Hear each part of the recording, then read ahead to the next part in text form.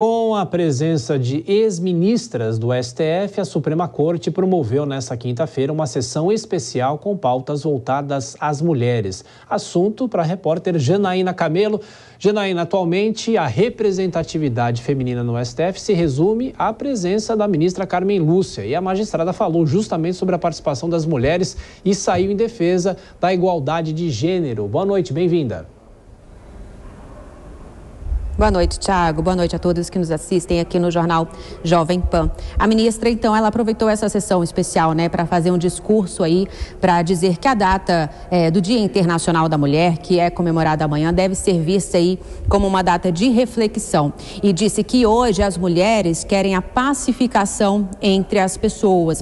Então, nesse discurso, a ministra, ela citou dados sobre a violência contra a mulher, com alto índice aí de feminicídio, de casos de feminicídio. Por exemplo, a ministra, ela classificou o Brasil como o país que assassina mulheres. E aí ela disse que só no ano passado foram 1.700 casos de feminicídio consumados e 988 feminicídios tentados dos que são notificados, Em relação à paridade de gênero, a ministra, ela lembrou do que é estabelecido pela Constituição, de que homens e mulheres têm direitos e deveres iguais.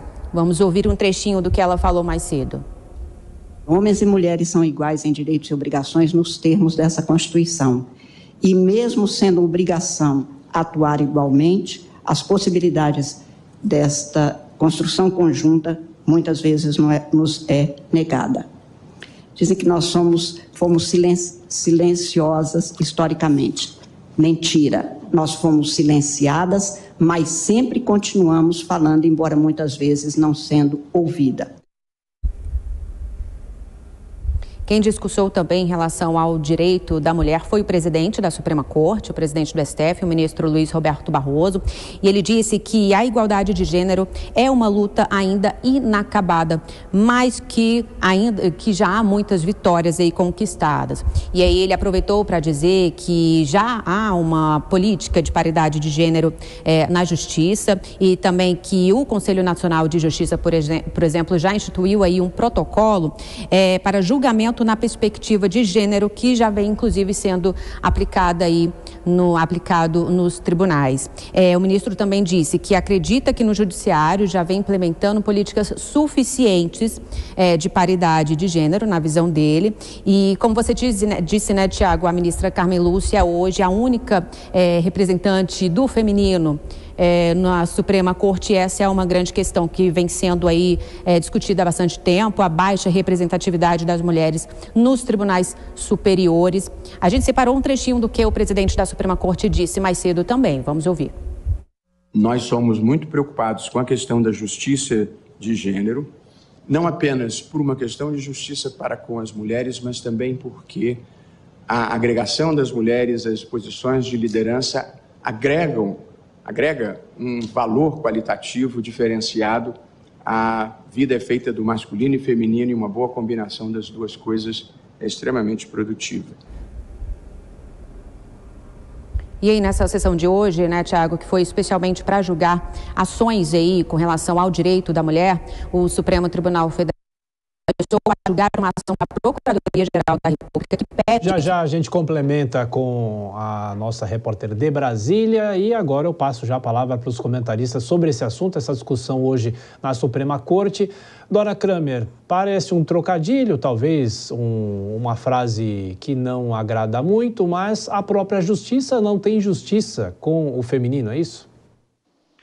Olha, pois é, esse dia 8, amanhã, é super importante, é para falar desse assunto todo dia, toda hora, tá?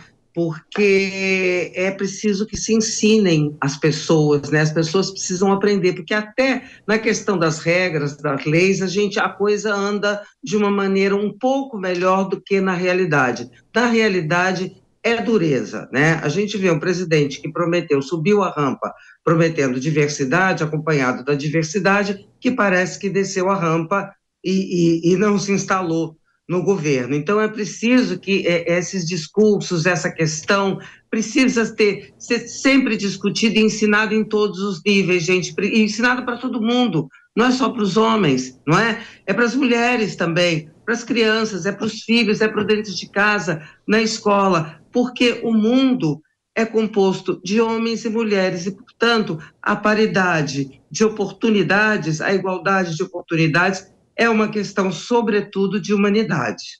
Ô, Vilela, você que é um homem do direito, né, frequenta todos os locais do direito, há algum tipo de avanço ou não? O que é possível fazer para que essa igualdade finalmente saia do papel? Olha, Tiago, nós ainda estamos longe do desejável, daquilo que a gente quer. Mas uma coisa a gente tem que reconhecer, dos 3 poderes, o poder que mais investe nessa igualdade entre homens e mulheres é o Poder Judiciário.